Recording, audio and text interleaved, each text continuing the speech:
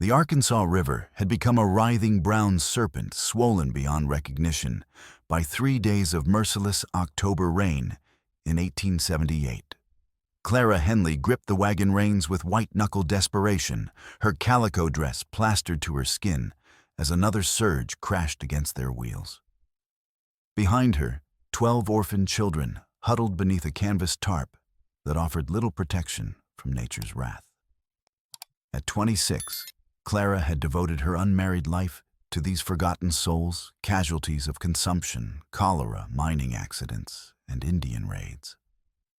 The Colorado State Orphanage had entrusted her with their most precious cargo children, bound for the new facility in Pueblo. Instead, she had led them into the jaws of death. The weight of responsibility crushed down like a millstone. These children had already lost everything.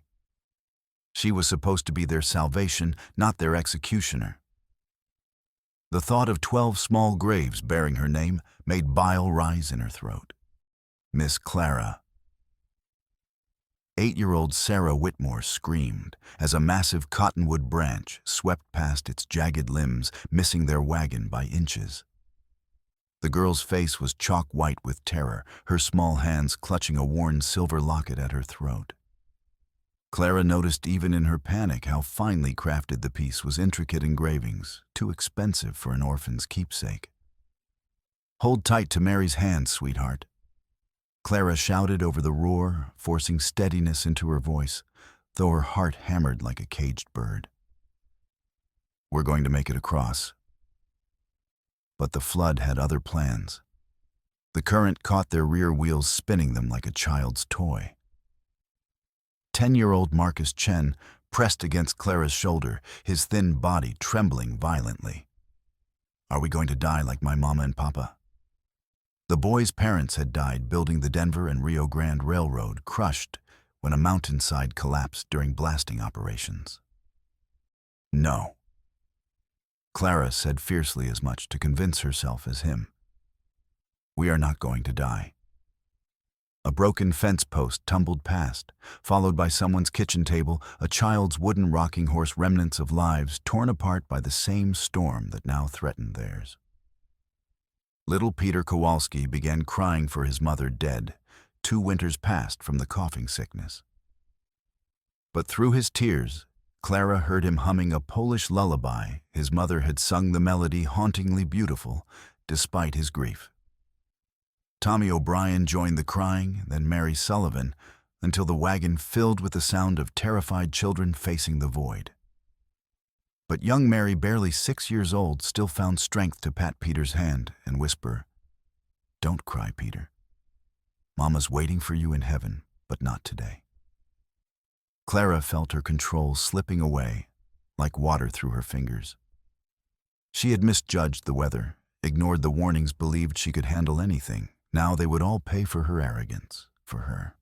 It was then, through sheets of rain and spray, that salvation appeared in the most unlikely form.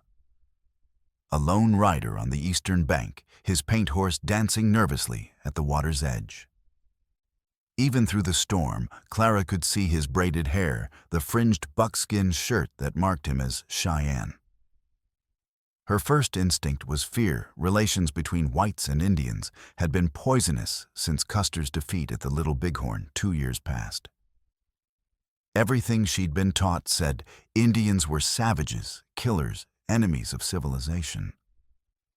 But the warrior was already spurring his mount into the torrent, fighting the current with grim determination. As he drew closer, Clara could see his face, high cheekbones weathered by sun and wind, dark eyes that held no malice, only resolve. Perhaps 30 years old, with the lean build of a hunter and survivor.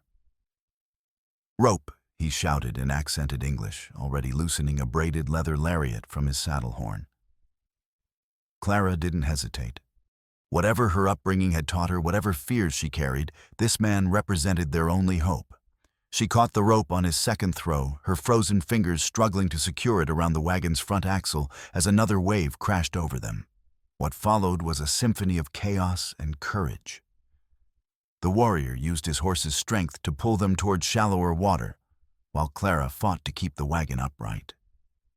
The children screamed as they were thrown against the wooden sides, their meager possessions scattered by the churning flood.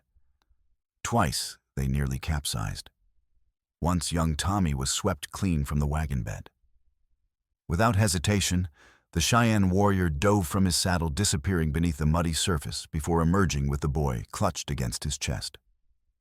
By the time they reached the muddy bank, Clara was shaking so violently she could barely stand. Her legs gave out as she tried to climb down, and suddenly strong hands were there, steadying her waist. The warrior's touch was warm despite the cold, and she found herself reluctant to step away from his solid presence. "Thank you," she gasped, looking up into those penetrating dark eyes. "You saved us all." The warrior studied her face with something that might have been curiosity. "Storm not finished," he said simply. "Need shelter." Lightning split the sky as if summoned by his words. He was right. They needed protection, and quickly. "There's a way station 5 miles south," Clara said, trying to remember her route from Denver. The warrior was already shaking his head. "Saw it upstream. Bridge gone." He pointed toward a cluster of cottonwoods, perhaps a mile away. "Old trapper's cabin there. Shelter until storm passes." Clara hesitated. Following a Cheyenne warrior into the wilderness violated every rule she'd been taught. But looking at the children's frightened faces, Sarah still clutching that expensive locket, Marcus trying to be brave, despite his terror. Little Mary comforting Peter with her remaining strength, she realized choice was a luxury they couldn't afford. "Lead the way," she said. The abandoned cabin was little more than 4 log walls and a sagging roof, but it was dry inside. While Clara settled the children and inventoried their soggy supplies, the warrior gathered deadfall for a fire. She noticed he moved stiffly, favoring his left side, and when he pulled off his wet buckskin shirt, she saw why. A partially healed bullet wound marked his ribs, the flesh still angry and swollen.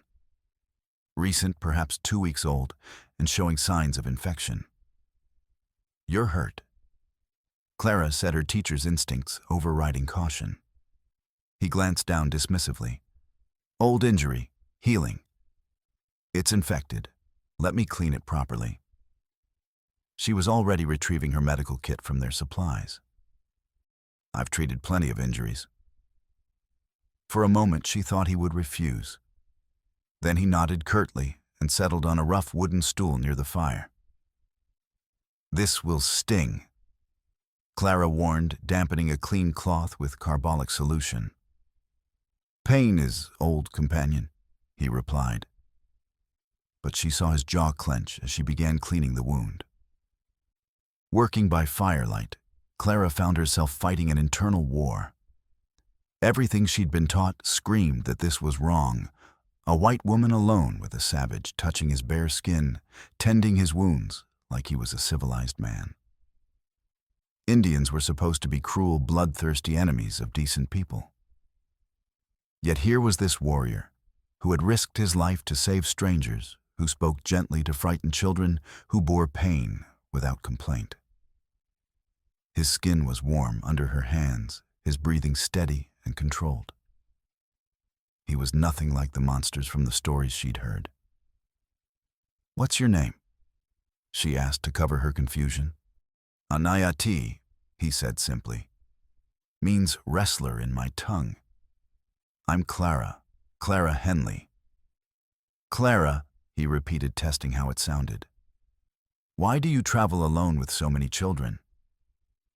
She explained about the orphanage, her responsibility for these lost souls. As she talked, applying fresh bandages, she noticed how intently he listened, how his eyes softened when she mentioned the children's losses. "And you?" she asked. "What brings a Cheyenne warrior to state of Colorado?" His expression darkened. "Long story.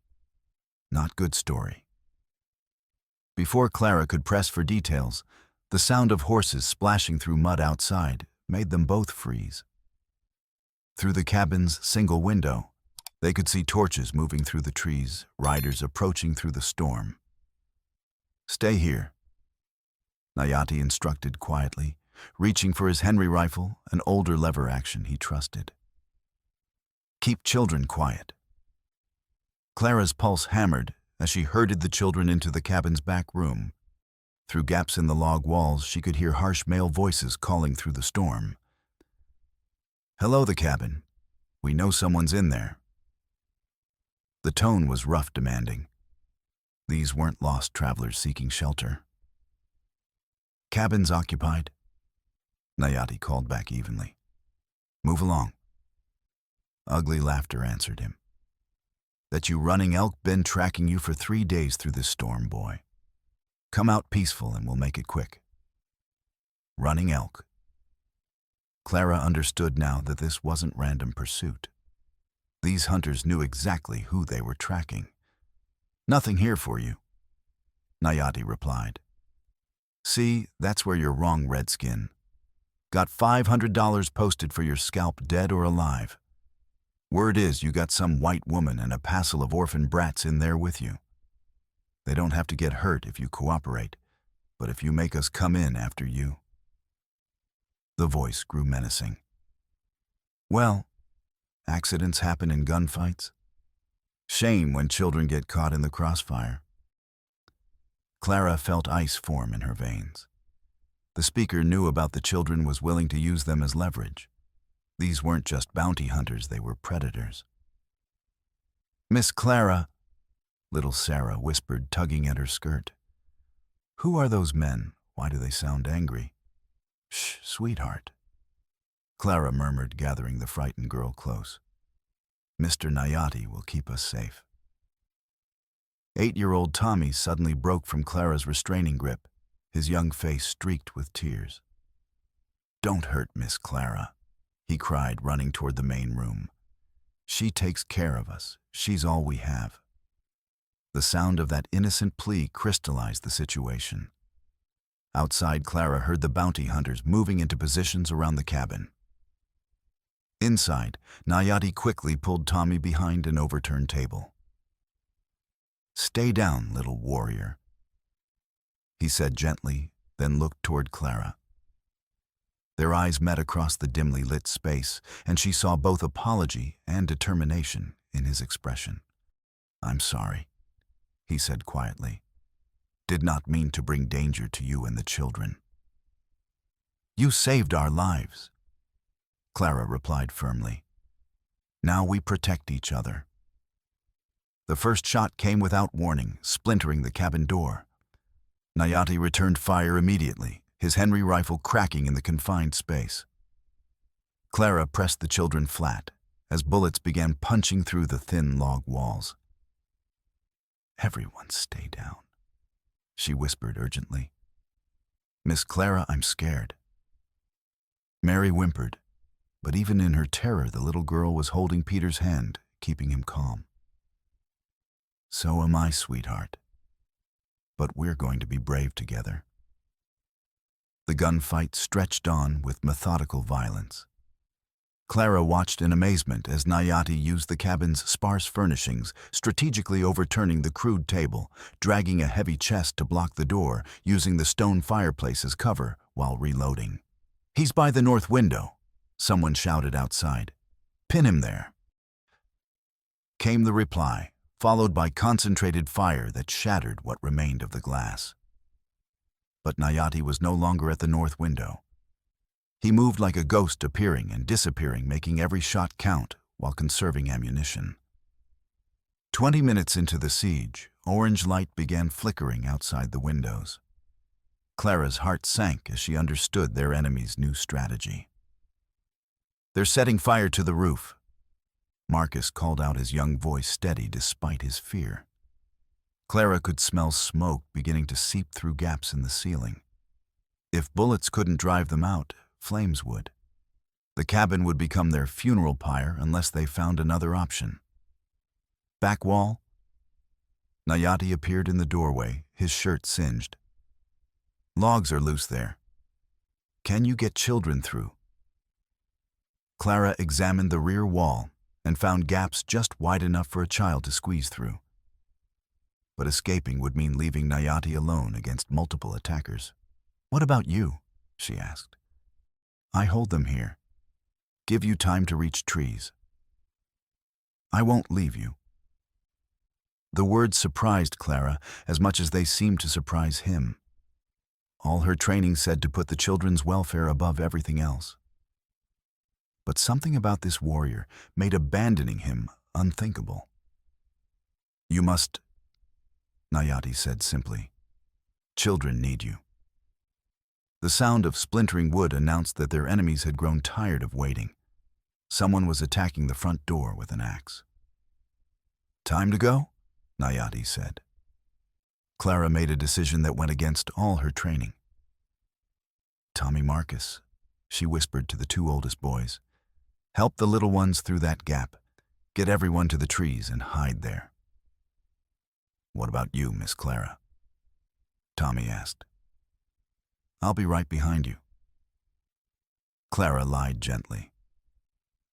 As the children began squeezing through the gap, Clara crept forward to where she could see into the main room.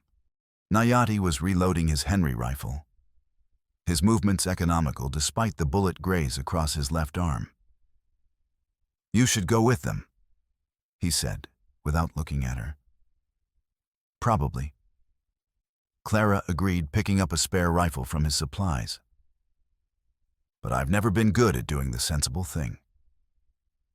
For the first time since meeting him, Nayati smiled, a quick flash of white teeth that transformed his weathered features. "Stubborn woman," he observed. "Stubborn man," she replied. Clara had learned to shoot as a girl on her father's Illinois farm, but she had never aimed at another human being. Her hands shook as she checked the rifle's load. The axe finally broke through the door, and the cabin erupted in gun smoke and shouting voices. Clara's first shot went wide, splintering the doorframe.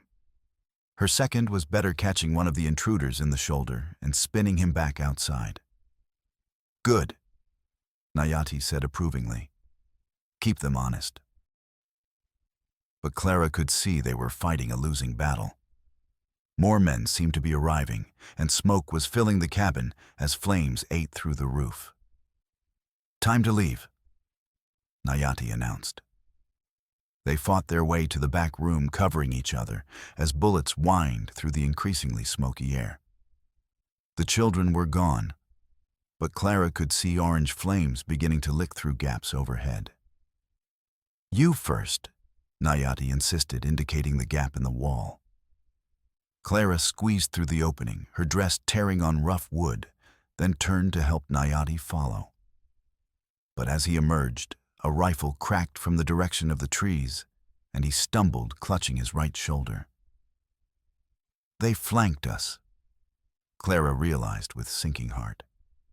The bounty hunters had positioned men to cut them off. "Run!"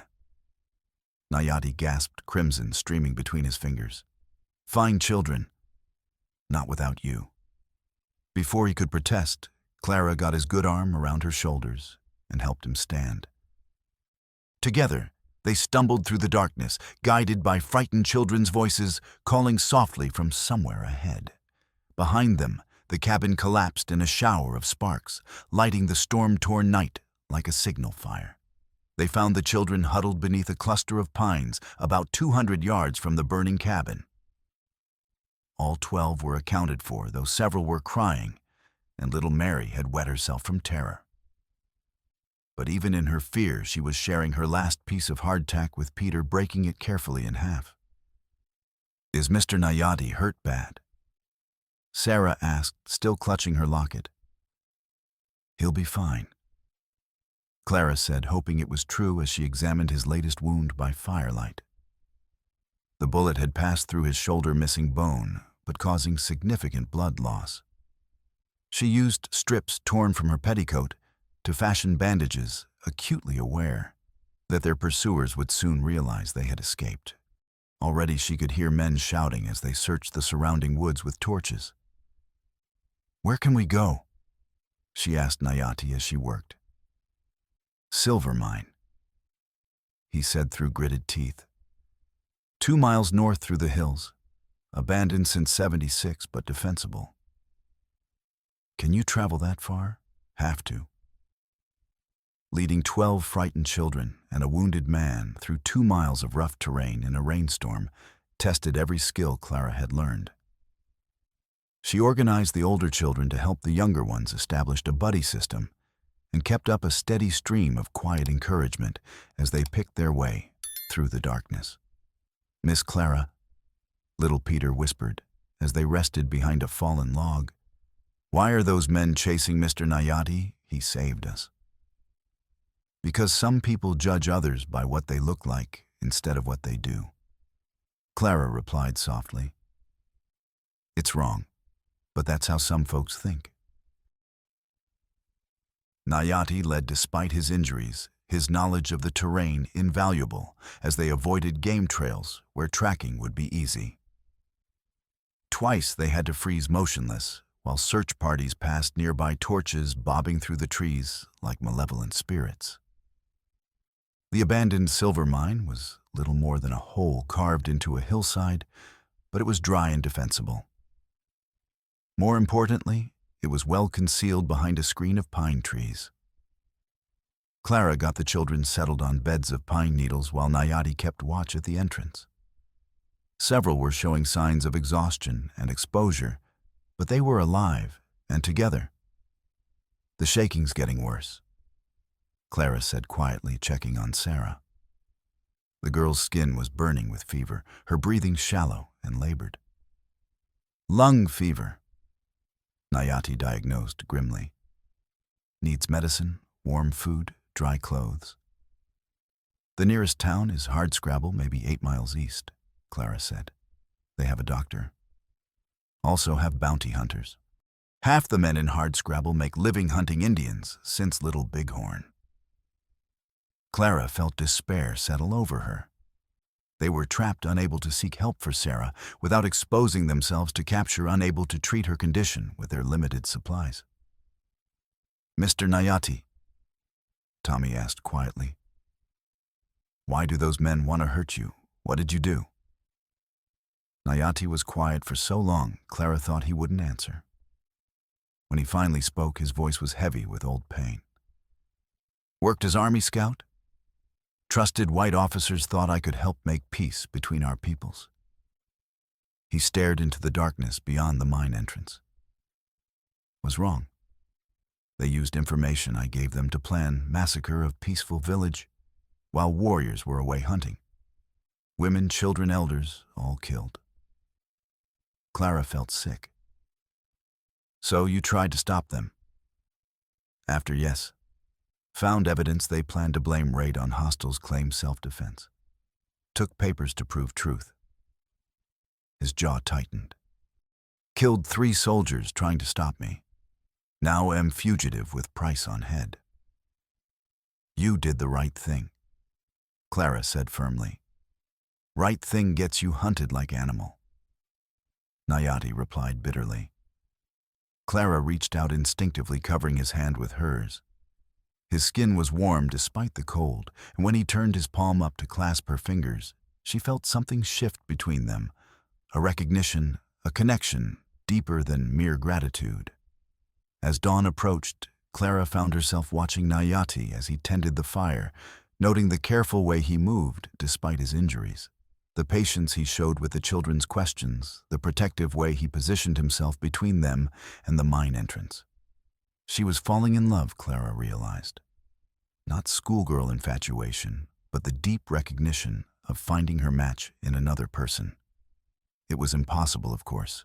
A white woman and an Indian man, in 1878, faced obstacles that could prove literally fatal. But her heart seemed unconcerned with practical considerations. "Clara," Nayati said suddenly. "Dawn coming. Need to move before search parties resume with daylight." "Where do we go?" Clara asked gently, waking the children.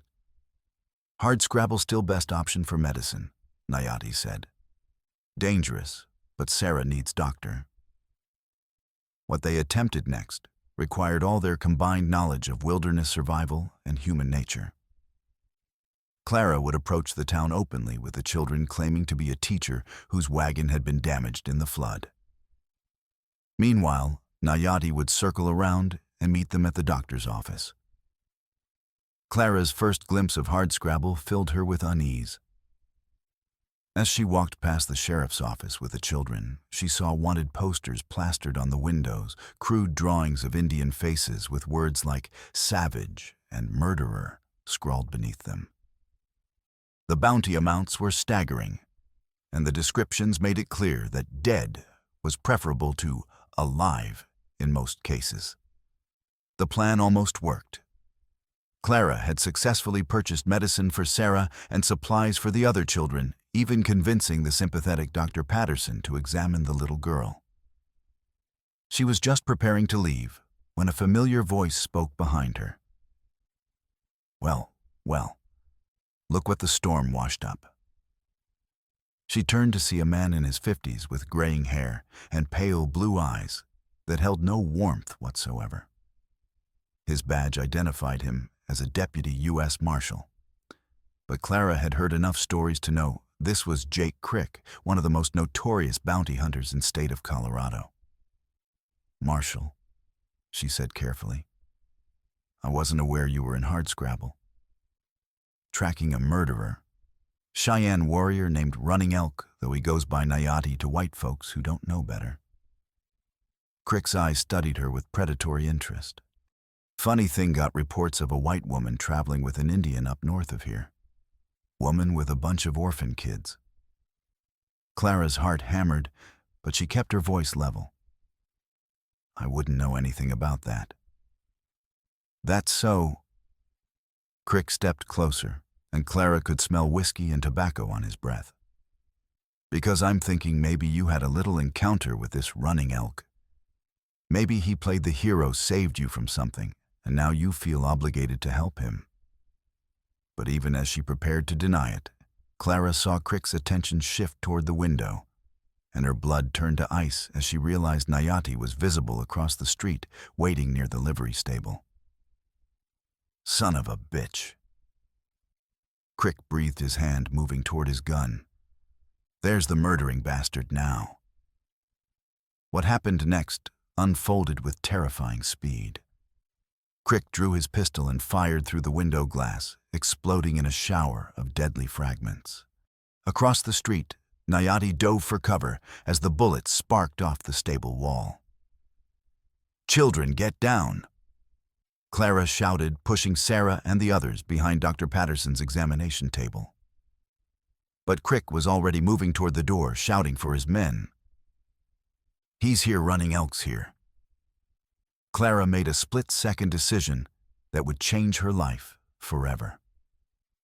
As Crick reached for the door handle, she grabbed a heavy brass medical instrument from the doctor's tray and struck him across the back of the skull with all her strength. The marshal went down hard, blood streaming from his scalp. Dr. Patterson stared at her in shock. "Ma'am, what in blazes have you done?" "What I had to," Clara replied grimly. "Doctor, these children need your help. Will you give it?" Dr. Patterson looked at the frightened faces of the orphans and then at Clara's determined expression. After a long moment, he nodded. "Back room. Quickly now." As they hustled the children to safety, Clara could hear gunfire erupting outside. Nayati was fighting for his life, and she had just made herself a fugitive by assaulting a deputy U.S. Marshal. The gunfight in Hardscrabble's main street was brief but vicious. Through Dr. Patterson's window, Clara watched Nayati move with deadly efficiency, using the town's buildings for cover, as he fought off 3 armed men. "He's good," Dr. Patterson observed grimly. "But he's outnumbered." Clara could see that for herself. Even as Nayati gained temporary advantage, additional bounty hunters were arriving. "Is there a back way out?" she asked urgently. Dr. Patterson pointed toward a rear door. "Alley behind the building. But where will you go?" Clara was already moving, checking the loads in a borrowed pistol. "We'll figure that out." She found Nayati pinned behind a water trough, methodically reloading, while bullets chipped splinters from the hitching post above his head. Blood stained his shirt sleeve, another wound. "Over here," Clara called softly. Nayati spun toward her voice rifle, coming up before recognition dawned. "What are you doing? Should be with children." "Children are safe. You're not." But even as they prepared to move, Clara heard the distinctive click of a rifle being cocked behind them. Marshal Jake Crick stood at the alley's mouth, blood streaming down his face, his pale eyes burning with murderous rage. "End of the line, running elk," Crick snarled. "Should have minded your own business, school marm." Time seemed to slow as Clara saw Crick's finger tighten on the trigger. Without conscious thought, she threw herself sideways, colliding with Nayati, and knocking them both behind a pile of lumber as Crick's shot went wide. They hit the ground hard, Clara landing on top of the wounded warrior, their faces inches apart. For just a moment, gray-green eyes stared into dark brown, and Clara felt something pass between them that transcended mere survival. "Have to move," Nayati gasped. "Mine shaft, up the hill behind town." Clara looked where he indicated and saw the dark mouth of an abandoned silver mine carved into the hillside above Hardscrabble. It would be defensible, but reaching it meant crossing 200 yards of open ground under fire. What followed was the most terrifying run of Clara's life. They broke cover together, Nayati's good hand gripping hers as they sprinted up the steep slope. Behind them, Crick's men opened fire immediately, bullets whining past their heads. Halfway up the hill, Nayati stumbled and went to one knee. Clara turned back without hesitation, getting her shoulder under his arm and hauling him upright. "Keep going," she urged breathlessly. Almost there. They dove through the mine entrance just as a concentrated volley splintered the wooden support beams around them. Inside, the mine was cool and damp, stretching back into absolute darkness. Clara helped Nayati to a fallen timber where he could rest, then turned to assess their situation. "We're trapped," she said simply. "For now." Nayati agreed, checking his rifle's ammunition.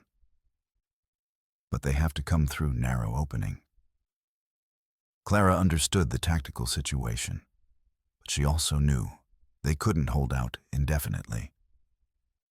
They had limited ammunition, no food or water, and Nayati's wounds were steadily weakening him.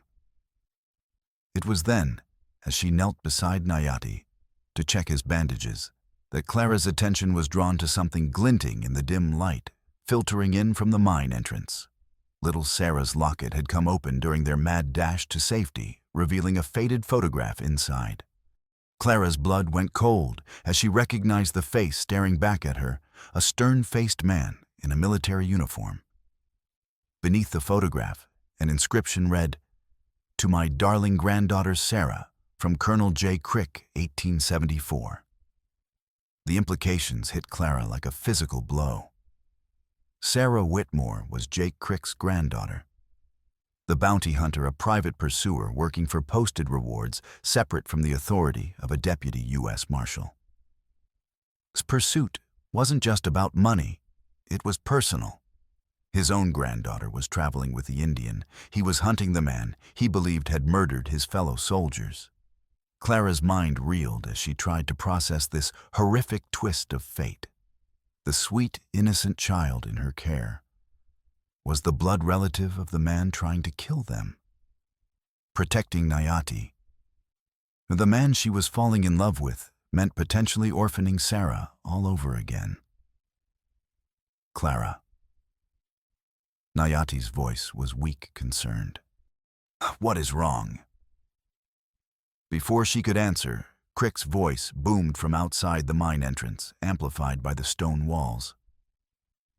"I know you're in there, running elk. You and that fool schoolmarm who thinks she can play hero." Clara clutched the locket, her hands trembling as the full weight of their situation pressed down on her. "But here's something you don't know, Redskin," Crick continued. "That little blonde girl you're hiding behind, Sarah Whitmore, she's my granddaughter. Her daddy was my boy. My only child killed at the Little Bighorn by your murdering kind. So you tell me, how's it feel to know you're using my own blood as a human shield?" The silence that followed was deafening. Clara saw the shock register on Nayati's face as he understood the implications. Sarah wasn't just another orphan, she was family to the man hunting them. "Miss Clara." Sarah's voice came from deeper in the mine, where the children had been told to hide. "What does that man mean? What's he talking about?" Clara's heart shattered as she looked at the confused, frightened face of the little girl who had already lost so much. How could she explain that the grandfather Sarah had never known was outside trying to kill the man who had saved their lives? "I don't understand." Sarah continued, tears beginning to flow. "That man said he was my grandfather. But Mama always said Grandpa died in the war." "Sarah, sweetheart," Clara began, but Crick's voice cut her off. "That's right, little one. Your mama lied to protect you, but I'm here now. Come on out to your grandpa and I'll take proper care of you, get you away from that murdering savage." The child's confusion turned to terror as the reality sank in. "I don't want to go with him," Sarah cried. "He's trying to hurt Mr. Nayati. Mr. Nayati saved us." Clara felt torn apart by the impossible choice before her. Every instinct screamed at her to protect the children in her care, all of them, including Sarah. But Sarah's safety might mean sacrificing Nayati, and Clara couldn't bear the thought of losing the man who had become her anchor in this storm of violence. As she knelt there in the smoky darkness, holding Sarah's locket and feeling the weight of an impossible decision, Clara's thoughts crystallized with startling clarity. She had thought herself in love before, but this was different. This wasn't the romantic fantasy of a sheltered woman. This was the deep, abiding love of someone who had seen her partner at his worst and best, who had fought beside him, bled with him, faced death with him. But loving Nayati meant more than just her own heart. It meant choosing a life of danger and prejudice, of being shunned by respectable society, of raising these children as outcasts. Even if they survived this night, even if they somehow escaped Crick's vengeance, what kind of future could they build together? A white woman and an Indian man in 1878. It was a recipe for disaster. Yet as she looked at Nayati, saw the way he positioned himself protectively between the mine entrance and the children, despite his injuries, she knew her choice was already made. Love wasn't about what was easy or safe or socially acceptable. It was about finding someone worth fighting for, worth sacrificing, for worth building a life with, despite all the obstacles the world could throw at them. "Clara," Nayati said softly, understanding her dilemma. "If it means the children are safe." "No," Clara said fiercely. "We don't abandon family, any of our family." From outside, Crick's voice turned harder, more desperate. "You hear me in there, schoolmarm, I know what you're thinking. Wondering if you can trust an old soldier to keep his word. Well, here's my promise. You send out that murdering Indian, and I'll let you and all them children go free. Even my granddaughter, if that's what she wants. But if you make me come in after him, well, accidents happen in gunfights. Even little girls can catch stray bullets." The threat was clear, and Clara realized with growing horror that Crick was beyond reason. His grief and hatred had consumed him to the point where he might actually harm his own granddaughter to get his revenge. "We need another way out," she whispered to Nayati. "Deeper in the mine," he agreed. "Most silver mines have multiple shafts." But as they prepared to venture into the mine's depths, Crick made his next move. The acrid smell of smoke began drifting into the mine, followed by the crackle of flames. "Smoke them out, boys," Crick shouted. "Pile up all the dry wood you can find. We'll cook them like rabbits in a warren." Clara felt panic rising as the smoke thickened. They were trapped between fire and bullets, with 12 children depending on them for survival. "This way," Nayati said, struggling to his feet despite his wounds. "Follow the air current." They moved deeper into the mine, Clara herding the children, while Nayati led despite his obvious pain. The smoke followed them, creeping through the tunnels like a living thing. Several of the younger children began coughing violently. "I can't breathe," little Mary gasped, but even in her distress, she was helping Peter walk, supporting the smaller boy with her remaining strength. "Stay low," Clara instructed. "The air is cleaner near the ground." The mine branched several times, creating a maze that could become a death trap if they lost their way. Some tunnels ended abruptly where the silver ore had played out.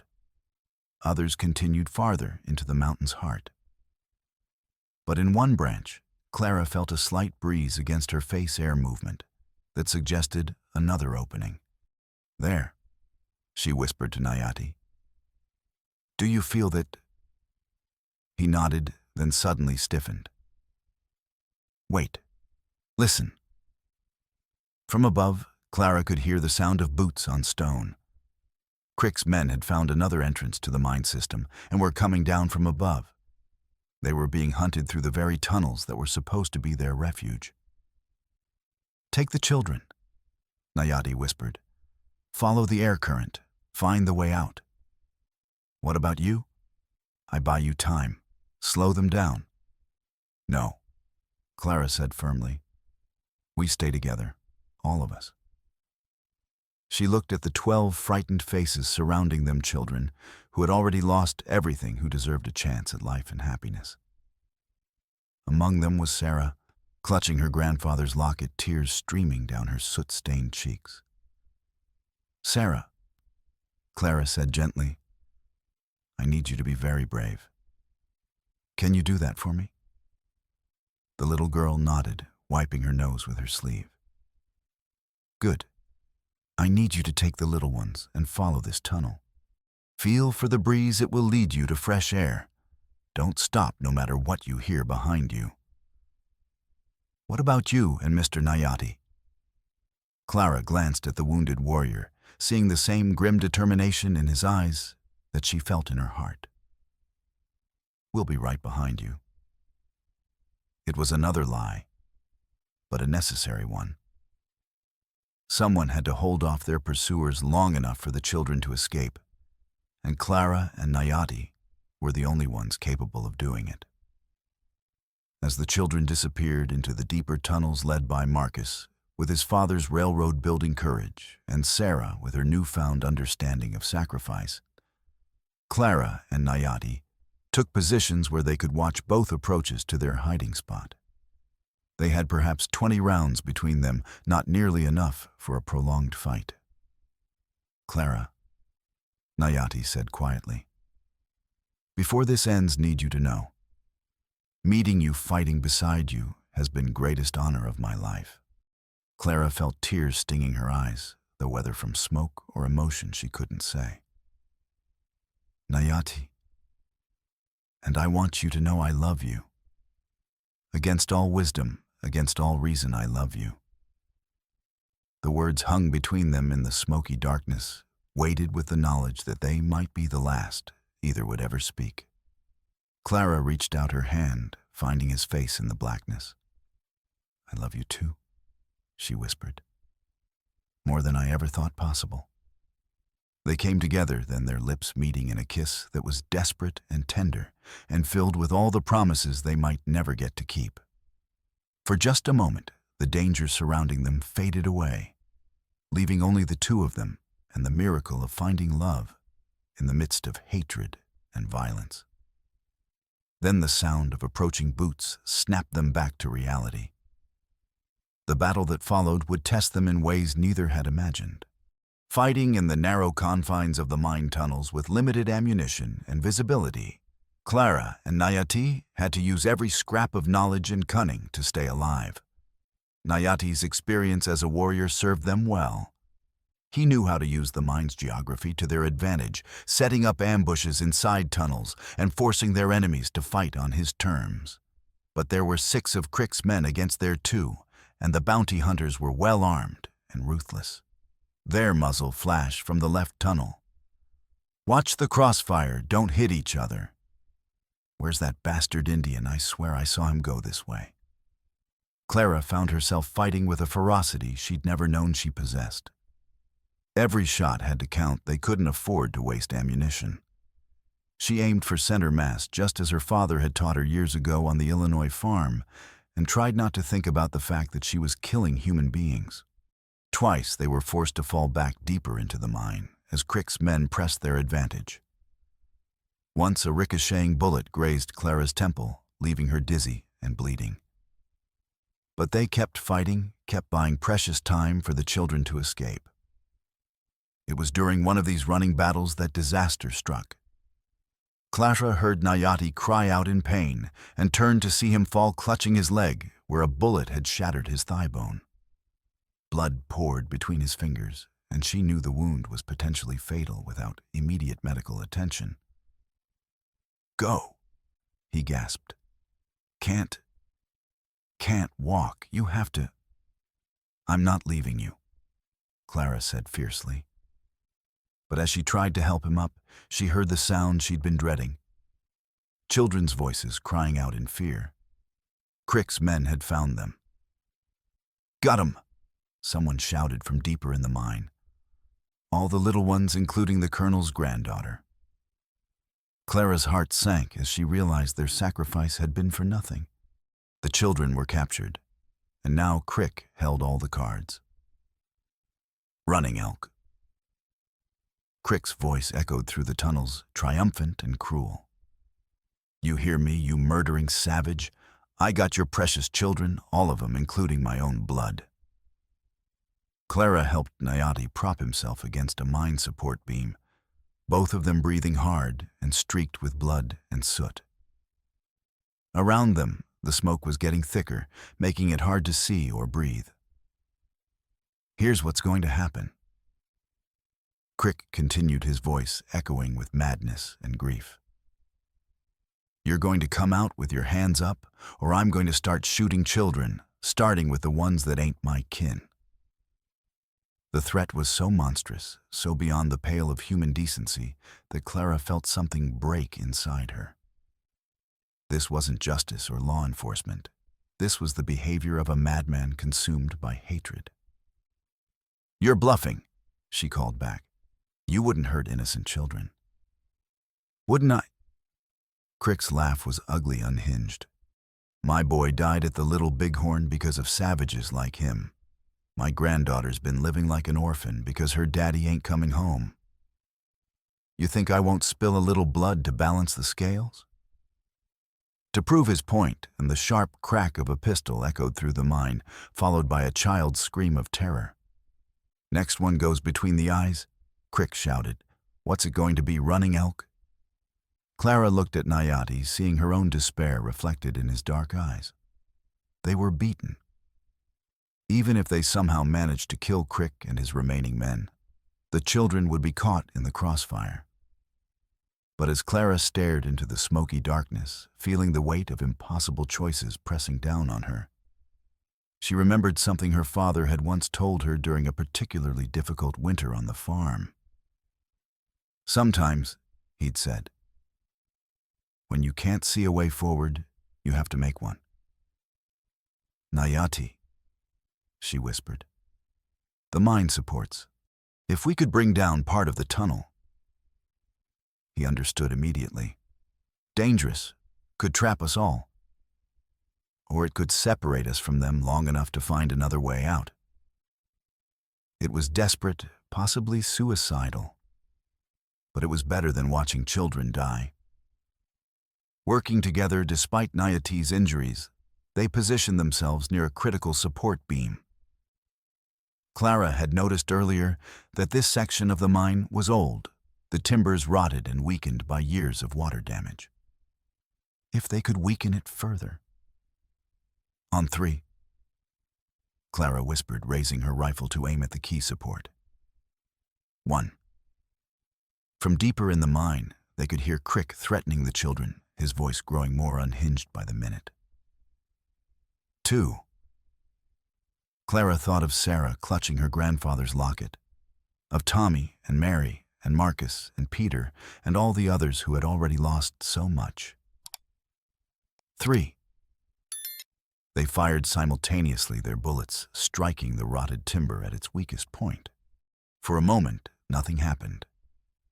Then, with a groaning crack that seemed to shake the entire mountain, the support gave way. The tunnel collapsed in a thunderous avalanche of stone and timber, cutting them off from Crick and his men and from the children. Clara and Nayati were trapped in a pocket of relatively stable mine, but they had no way of knowing if their desperate gambit had saved the children or simply doomed them all. In the sudden silence that followed, Clara could hear nothing but the settling of debris and the rasp of their own breathing. The air was thick with dust and smoke, making it nearly impossible to see or breathe. "Did we?" she began, then stopped, afraid to voice the question. "Don't know," Nayati replied honestly. "Could have saved them. Could have killed them." The weight of that uncertainty was almost unbearable. Clara had risked everything on a desperate plan, and now they might never know if it had worked. But as they sat in the suffocating darkness, waiting to see if they would live or die, Clara heard something that made her heart leap with hope. In the sound of children's voices, faint but unmistakably alive, calling from somewhere beyond the collapsed section of tunnel. "Miss Clara, Mr. Nayati, where are you?" "We're here," Clara called back, tears streaming down her face. "We're here. Are you all right? We found another way out." It was Marcus's voice, strong and clear, carrying his father's railroad-building determination. "There's a shaft that goes up to the surface. We can see daylight." "What about the bad men?" Nayati called. "They're trapped on the other side of the rocks," Tommy answered.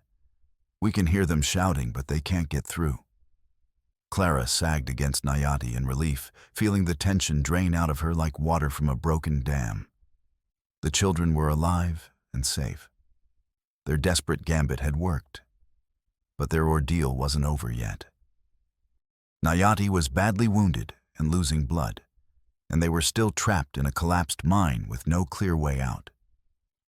Even if the children had found an escape route, Clara wasn't sure she and Nayati could reach it. "Clara," Nayati said softly, "earlier when you saw the locket." "Sarah is Crick's granddaughter," Clara confirmed. "I saw the photograph, the inscription." "Changes things," Nayati observed. "No," Clara said firmly. "It doesn't. That little girl has already lost her parents. I won't let her lose anyone else she cares about. Even if it means—" He gestured to his wounded leg, to their trapped situation. "Even then," Clara said without hesitation. "Family protects family. All of our family." Working together, the children on the surface, and Clara and Nayati below, they managed to clear a small passage through the collapsed debris. It was barely wide enough for a person to crawl through, but it was enough. Getting Nayati through the passage with his injured leg was agonizing for both of them. But Clara refused to leave him behind. Inch by painful inch, they made their way toward daylight and freedom. When they finally emerged from the mine, Clara had never been so grateful to feel sunlight on her face. The children crowded around them, chattering excitedly about their narrow escape. But their celebration was short-lived. From somewhere below, they could hear the sound of men digging, trying to clear the collapsed tunnel. Crick and his surviving men were still alive, and they would be free soon enough. We need to get to town, Clara said. Get help, get medical attention for Mr. Nayati. But what about my grandfather? Sarah asked quietly, her small hand still clutching the silver locket. Clara knelt down so she was at eye level with the little girl. What about him, sweetheart? He's not a good man, is he? Sarah's voice was small, frightened. The things he said, the way he threatened the other children. No, Clara said gently. He's not a good man. He's a man who let grief and anger turn him into something terrible. But he's still my grandfather, my only family. No, sweetheart, Clara said firmly, gathering the child into her arms. We're your family now, all of us. Family isn't just about blood, it's about the people who love you and take care of you and stand by you no matter what. Sarah was quiet for a long moment, processing this. Then she looked up at Clara with eyes that seemed far too old for her 8-year-old face. I choose you, she said simply. You and Mr. Nayati and all the other children. You're my real family. The journey back to Hardscrabble was difficult, with Nayati barely able to walk, even with Clara's support. But they made it, and Dr. Patterson was waiting for them with a wagon and medical supplies. As the doctor worked to treat Nayati's wounds, Clara learned what had happened in town during their absence. Word of the gunfight and Crick's behavior had spread quickly, and public opinion was turning against the bounty hunter. But their safety was short-lived. Late that night, as Clara sat vigil beside Nayati's sickbed, Dr. Patterson brought disturbing news. Crick and his men got free of the mine, he reported grimly. They're in town now, claiming you're harboring a dangerous fugitive. Some folks are starting to listen. Clara felt her heart sink. Even wounded and discredited Crick still had the law on his side. A deputy U.S. Marshal's word would carry weight, especially against a schoolteacher and an Indian. There's more, Dr. Patterson continued. Judge Mitchell is coming. Federal Circuit Judge due tomorrow. Heard about the situation and moved up his schedule. Clara felt a glimmer of hope. Judge Harrison Mitchell had a reputation for fairness and integrity. If they could present their case to him, maybe they could find justice. The answer to their immediate safety came from an unexpected source. A soft knock at the clinic's back door revealed Mrs. Chen Marcus's grandmother, along with several other members of Hardscrabble's small Chinese community. Heard about trouble, Mrs. Chen said in careful English. Come to help. It's too dangerous, Clara protested. We don't want to put anyone else at risk. Mrs. Chen fixed her with a steady gaze. You saved my grandson from flood. You protect him from bad men. Now we protect you. We know about hiding, added another woman. Know about men who hunt us for being different. You come with us. We keep you safe until Judge arrives.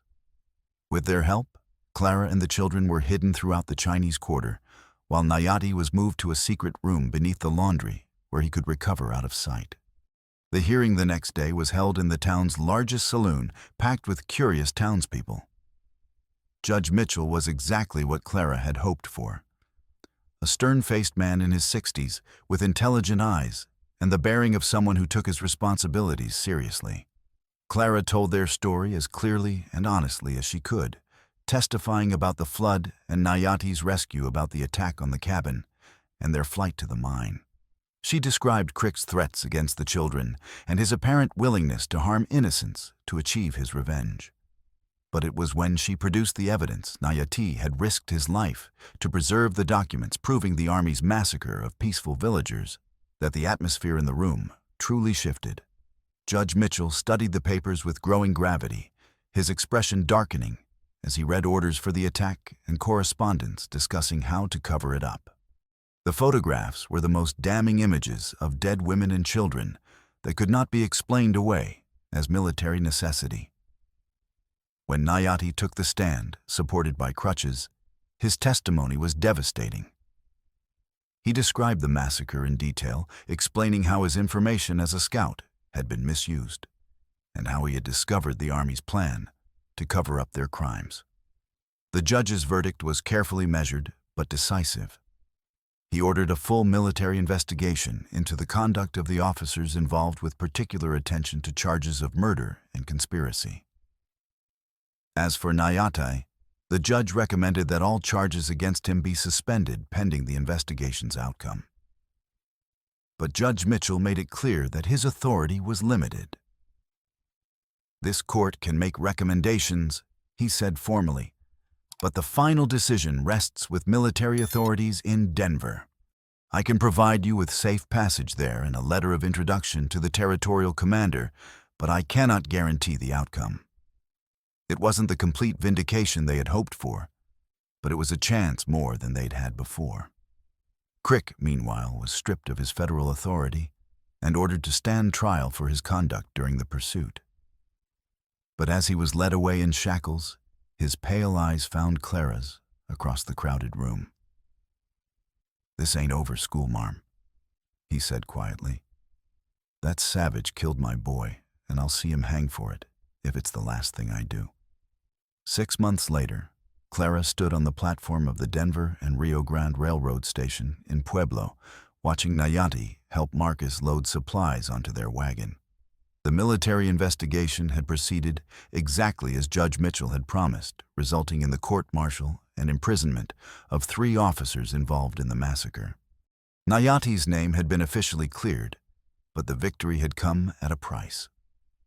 Death threats and harassment had made it impossible for them to remain in hardscrabble, and they had been forced to move to Pueblo, where Judge Mitchell had arranged positions for both of them. Clara had found work as a teacher in Pueblo's growing school system, while Nyati served as a translator and cultural liaison. The pay was modest, but it was honest work that allowed them to keep their makeshift family together. Their relationship had faced constant challenges. There were whispers wherever they went, cold shoulders from respectable society, and occasional acts of outright hostility. But there were also allies, people like Dr. Patterson, who had helped them get established, and the Chinese families who had risked their own safety to protect them. The children had all found their places in this new life. Sarah, now 9, had put away her grandfather's locket and rarely spoke of him. Crick had died in prison the previous winter, his health broken by grief and hatred. The older boys had found work in Pueblo's growing industries, while the girls helped Clara with teaching and household management. But it was on a warm spring evening, as Clara sat on the porch of their small house grading papers, that Nyati finally asked the question she had been expecting. "Marry me," he said simply, settling into the chair beside her. Clara looked up from her work, studying his face in the lamplight. "You know what that would mean," she said quietly. "The challenges we'd face, the dangers for the children." "I know," Nyati replied. "But I also know that I love you, and life is uncertain. We could spend years waiting for the perfect time, the safe time, and never find it." Clara thought of everything they had endured together: the flood, the gunfights, the mine collapse, the legal battles. They had already faced death and persecution together. What more could marriage add to their trials? "Yes," she said simply. They were married 3 weeks later in a simple ceremony performed by Judge Mitchell himself, who had become a friend and supporter. Not everyone in Pueblo approved. There were protests outside the courthouse, anonymous threats, even a few broken windows at their home. But there were also supporters. Dr. Patterson had traveled from Hardscrabble to attend, along with Mrs. Chen and several other Chinese families. Some of Nyati's former Army colleagues, men who had served with him before his exile, came to show their respect. As Clara spoke, her vows looking into Nyati's dark eyes, while their 12 children watched with shining faces, she felt a completeness she had never imagined possible. This was her family, not born of blood or convention, but forged in the crucible of shared hardship and mutual sacrifice. "I take you as my husband," she said clearly, "to love and protect, to support and cherish, through whatever hardships or joys may come. You are my partner, my equal, my heart. I take you as my wife." Nayati replied, his voice steady despite the emotion she could see in his expression. "To love and protect, to support and cherish, through whatever hardships or joys may come. You are my partner, my equal, my heart." The challenges didn't end with their marriage. There were still whispers, still threats, still moments when Clara wondered if they had made the right choice. But as the months passed, they began to build something solid and lasting. Judge Mitchell recommended Nayati for a territorial appointment as Indian Affairs liaison, a position that came with a small land grant where they could build a proper home. The work was important, helping to prevent the kind of misunderstandings and conflicts that had led to the massacre he had tried to expose. On a clear autumn morning, exactly 1 year after their first meeting in the flood, Clara stood in the garden of their new home, watching Nayati teach the children how to harvest the corn they had planted together. The Colorado sun was warm on her face, and the air smelled of earth and growing things instead of smoke and fear. "Miss Clara," little Mary called, running up with an armful of golden ears. "Look how much we grew." "We certainly did," Clara agreed, smiling as she gathered the child into her arms. That evening, as they sat together on their porch, watching the sunset paint the mountains in shades of gold and purple, Clara reflected on the journey that had brought them to this moment. It had begun with terror and desperation, continued through violence and persecution, and led to a love that had survived every test. The frontier was still dangerous, still unforgiving. There would be more challenges ahead, more battles to fight for acceptance and justice. But they had built something worth defending, a family bound not by blood or law or social convention, but by the choice to stand together against whatever the world might throw at them. As the first stars appeared in the darkening sky, Nayati reached over and took Clara's hand. "No regrets?" he asked quietly. Clara squeezed his fingers, feeling the calluses earned through hard work and honest labor. "Not one," she said firmly, and she meant it.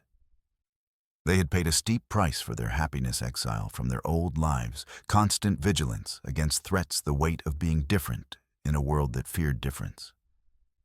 But they had also gained something precious, the knowledge that love could triumph over hatred, that families could be built from choice rather than chance, that justice was worth fighting for even when the odds seemed impossible. Tomorrow would bring new challenges. There would always be people like Crick consumed by hatred and fear. There would always be those who saw difference as danger, who chose violence over understanding. But tonight, surrounded by the children they had chosen as their own, secure in the love they had fought so hard to protect, Clara and Nayati had found their peace. They had survived the flood, both the literal deluge that had brought them together and the metaphorical torrent of prejudice and persecution that had followed. They had emerged stronger, wiser, and bound together by ties that no force on earth could break. In the distance, a coyote called across the prairie, its voice wild and free. Clara smiled and settled back into Nayati's arms, listening to the sound of their children's laughter drifting from inside the house. They were home,